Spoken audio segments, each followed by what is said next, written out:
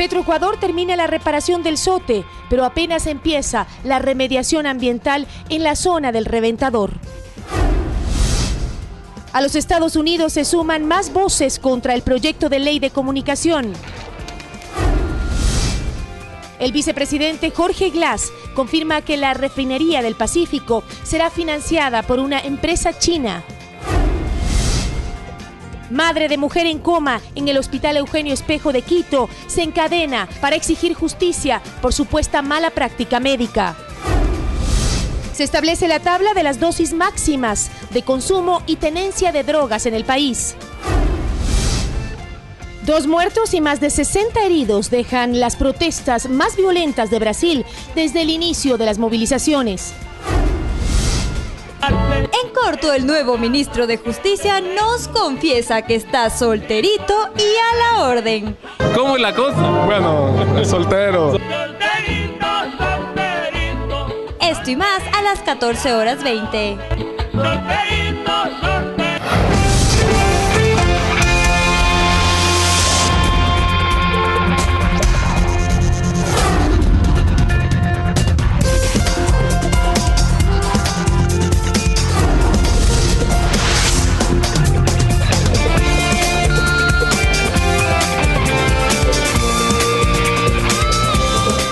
¿Cómo están? Muy buenas tardes con todos. El Consejo de Control de Sustancias Estupefacientes y Psicotrópicas estableció la tabla de consumo máximo de drogas en el país. Jorge, ¿cómo estás? Muy buenas tardes.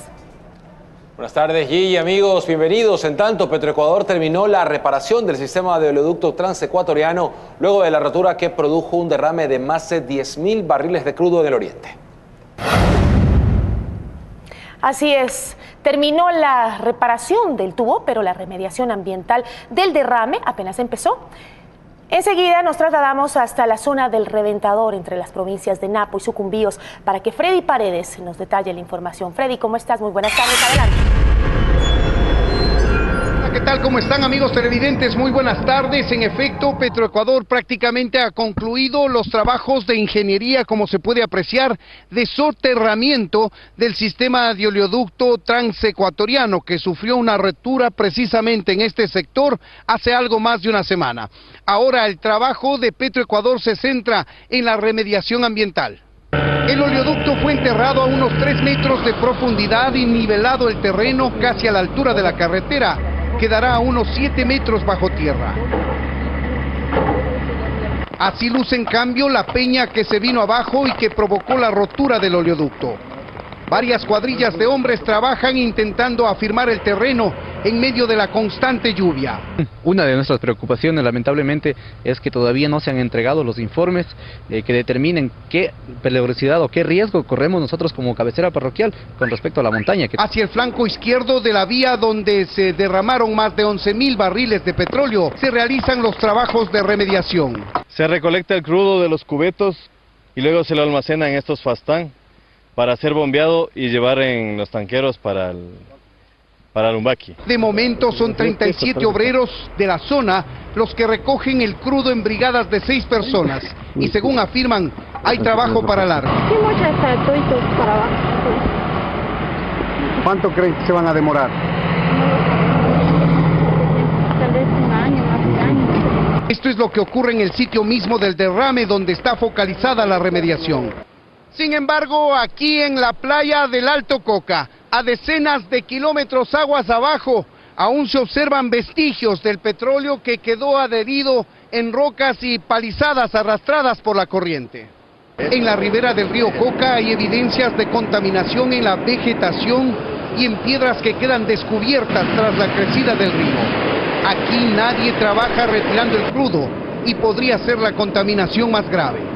Y como se puede apreciar, el tema de la remediación ambiental será el problema más largo que debe enfrentar Petroecuador, aunque de por medio también están demandas e indemnizaciones que reclaman los moradores del sector que se sintieron afectados por este último derrame. En nuestro informe hasta esta hora, desde el Reventador, volvemos con ustedes en los estudios. Muy buenas tardes. Buenas tardes y gracias, informaba Freddy Paredes desde Exteriores. Continuamos a 8 días de la aprobación del proyecto de ley de comunicación. Diversas han sido las reacciones de periodistas, representantes de organismos internacionales e incluso del embajador de los Estados Unidos en Ecuador, a quienes sobre todo les preocupa el tema de la censura previa. Tras esta aprobación, no se hicieron esperar las reacciones a nivel nacional e internacional. Quizás una de las que más polémica causó fue la del embajador de Estados Unidos en Ecuador, quien nuevamente sorprendió al presidente Rafael Correa. Antes de hablar de ley de comunicación y libertad de expresión, que le pida a su país, a su gobierno, que ratifique el Pacto de San José. Esto porque el embajador Adam Nam volvió a referirse al tema de la libertad de expresión en el país, ahora expresando su preocupación por la aprobación del proyecto de ley de comunicación. Que esta ley de comunicación puede, y todavía no es ley, puede restringir a la libertad de expresión, a la libertad de prensa en Ecuador. Como usted sabe, va a crear algunos cuerpos, algunos una superintendencia y otro grupo para monitorear la prensa privada en Ecuador. Otra reacción que fue cuestionada por el oficialismo fue la del relator de las Naciones Unidas para la Libertad de Expresión, Frank LaRue, quien ve en el proyecto de ley elementos que gravemente afectan la libertad de prensa y la libertad de expresión, tales como la creación del concepto de linchamiento mediático, que por supuesto no existe y pretende ser una forma irónica de limitar las expresiones críticas de la prensa hacia las políticas públicas o funcionarios del Estado.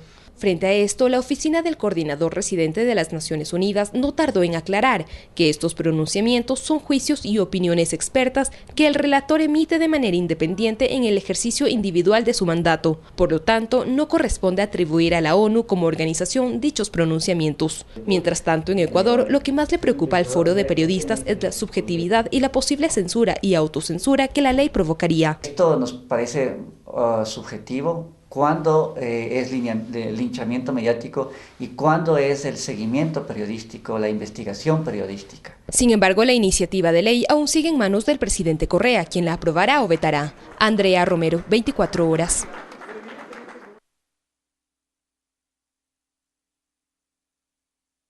Ocurrir presuntamente en el delito de concusión. A continuación, los detalles. Son dos funcionarios fiscales, un amanuense y una secretaria.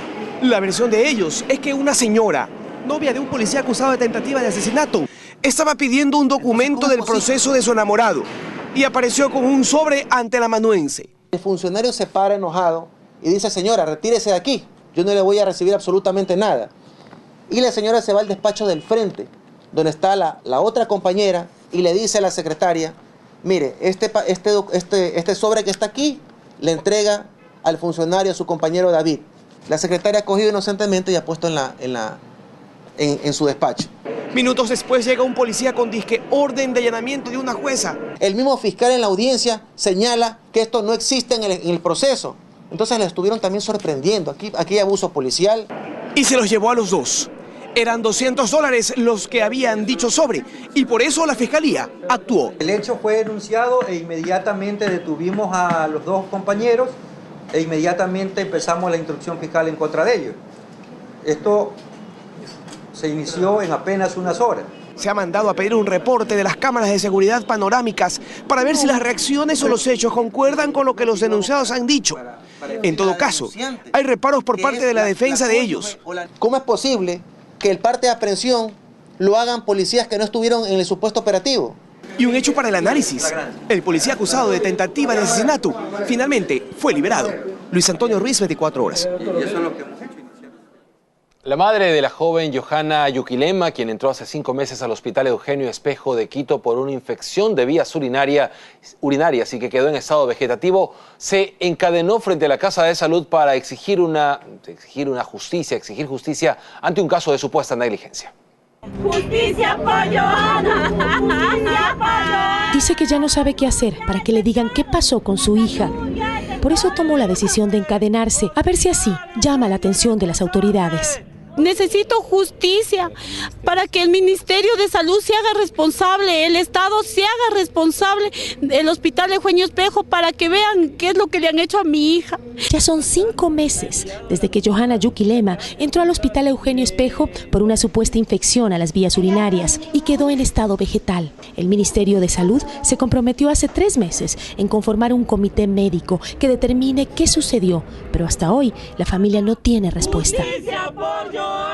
No sabemos nosotros en qué pasó con Johanna. Ahora nosotros lo que pedimos nuevamente es que el Estado nos dé la pensión vitalicia para Johanna y sus hijos, que nos den los tratamientos pertinentes aquí dentro o fuera del país. Aseguran que solo les han dicho que tienen que llevársela porque ya no pueden hacer más. Ella ya le quieren dar el alta, entonces el Estado nos dé un lugar, una casa donde puede estar Johanna. Pero eso no fue precisamente lo que nos dijo la directora del hospital cuando nos dio una entrevista.